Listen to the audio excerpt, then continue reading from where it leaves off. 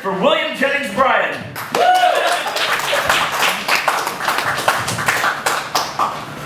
I would be presumptuous indeed to present myself against the distinguished gentleman to whom you have listened, if this were a mere measuring of the abilities.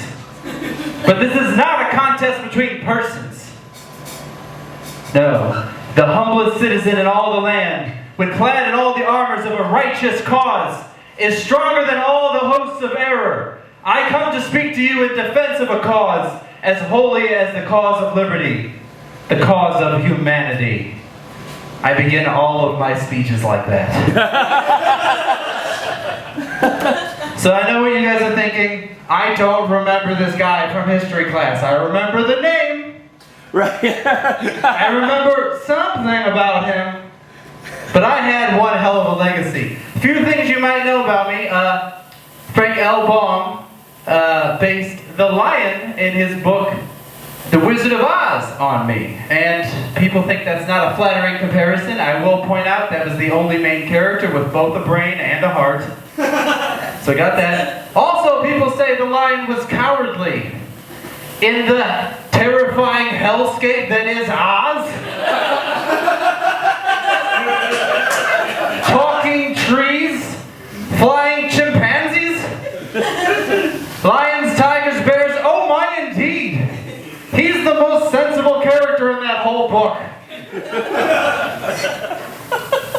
So those are some things I'm known for. Another thing I'm known for, I invented the stump trail, which has nothing to do with amputees. I was the first presidential candidate to travel the land and give speeches to all the people. Before me, and this is true, presidential candidates stayed at home and they sent their friends to be like, hey, you should vote for my friend. He's in Ohio right now, but he's pretty cool. But no, I hopped on a train and I went town to town and I gave over 500 speeches in the lead up to the 1896 election. And I began all those speeches with, well, I said that thing that I said earlier. I always say that. Before I said that, I would say, I've traveled a long way to get here, and boy, are my arms tired from writing the speech. And they always laughed so hard, because people back then were dumb. But they somehow understood complicated monetary policy. I don't quite understand that. All the other future presidential candidates were like, really, now I have to travel, I have to go meet the people now because of this guy? They're like, I'm in the Senate right now, how am I gonna, I basically, by association, invented running for president so you don't have to do your job. The idea of getting a book deal out of it came later, but that's what it is. It's a whole cottage industry that started with me, baby. Let's see what else. I'm also known for the Scopes Monkey Trial. I'll get to that in a second. But I'm here today to tell you of my proposal that I am a inspirational figure that should be used to inspire the population. You've probably seen the poster with Abraham Lincoln's life, and it's like, oh, he lost an election. Oh, he got disbarred or whatever. I don't remember. And then at the end, it's like, but then he won president. Like, it's an inspiring story. So I think I also have an inspiring tale. And I think it should be a Broadway musical. And here is the first number.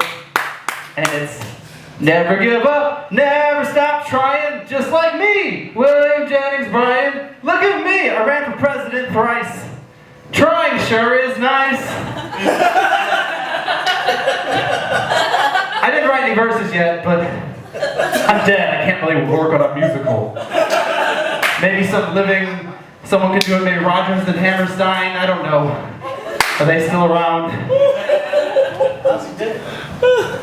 This time machine, whatever. Oh, you'll hear about that in a minute. So here's the story. Here's the inspirational. First, it starts bad. 1896, I ran for president against William McKinley. I lost. It was a devastating loss. It was an embarrassment for the entire Democratic Party. I think they regretted throwing Grover Cleveland out. I was at a very low place. But 4 years later, the election of 1900, I ran for president again. This time, William McKinley had Theodore Roosevelt as his vice president. He gave almost as many speeches as I did. People say that I'm one of the greatest orators of my time, and you might be saying, but what about Theodore Roosevelt? Well, he said, speak softly and carry a big stick. I have something he could do with that stick, but I am not going to go blue right now. So then, 8 years later, I run for president again. Aha! Big moment. Also lost that election. Okay, here we go. Then I gave a lot of speeches. I was big on the Prohibition movement. That was a big success. Endured and long beyond my own years. At some points, I became Woodrow Wilson's Secretary of State. Only held the position for 3 years. I resolved the position, and it had something to do with the Lusitania, but the Wikipedia article got kind of complicated there. And then, my shining moment, the Scopes monkey trial. There was a law in Tennessee that said, you can't teach a bunch of blasphemy. So I was like, I don't like blasphemy, and I don't like anything about Darwinism. It teaches people to be mean, and also we didn't come from no monkeys. So in the trial, it was going all right, and then I volunteered to be cross-examined as a witness, and it was a little embarrassing. At some point, I guess the defense attorney asked me, then what year did the Great Flood occur? And I checked with my Bible, and I said, 2348 BC. And he said, how do you speak to the fact that Chinese civilization has been recorded all the way back 7,000 years? And I didn't have an answer, because I didn't know anything about Chinese people. But if I were there today, my argument would have been, how do we know there's such a thing as China? I've never seen it. That would have helped. I got embarrassed, but we won the trial. Woo! Yes. Of course, a couple years later, it would get overturned by the Supreme Court, but I didn't let that get me down, because a couple days after the trial, I went to church, I had a big meal, and then I died in my sleep. It's a real inspiring tale, isn't it? It's just like Abraham Lincoln. I got shot in the head less times than he did. And he's an inspiration to millions of people. Now, when I think of my legacy, yes, I am mentioned in history books at least a couple times. You probably, in high school, you saw the political cartoon of me giving the Cross of Gold speech. That's notoriety, I guess. I was big. I was anti-evolution. As far as I know, we won that. None of you guys look like monkeys to me. I was big about prohibition, and that passed. So, nothing went wrong with that as far as I know. I died in 1925. And... did I have a way to end this? Hold on. Scopes trial, stump trail. That is the end of the speech.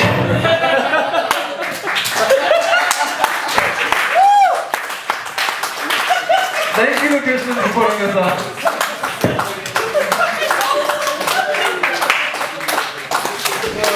Hey, give me a moment for your headliner, William Jennings, Bryan. Well, this has been the first episode of History Shmistory, and hopefully we'll do some more in the future. I had a great time. I think a lot of the comics had a good time. If any comics would like to do, like I have a bug up my butt to be X, Y, or Z person, let me know. Get at me. And otherwise, enjoy your evening, kids. Have a good night.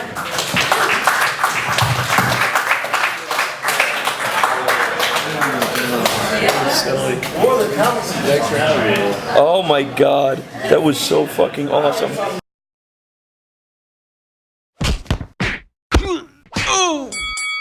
Bare Knuckle Comedy.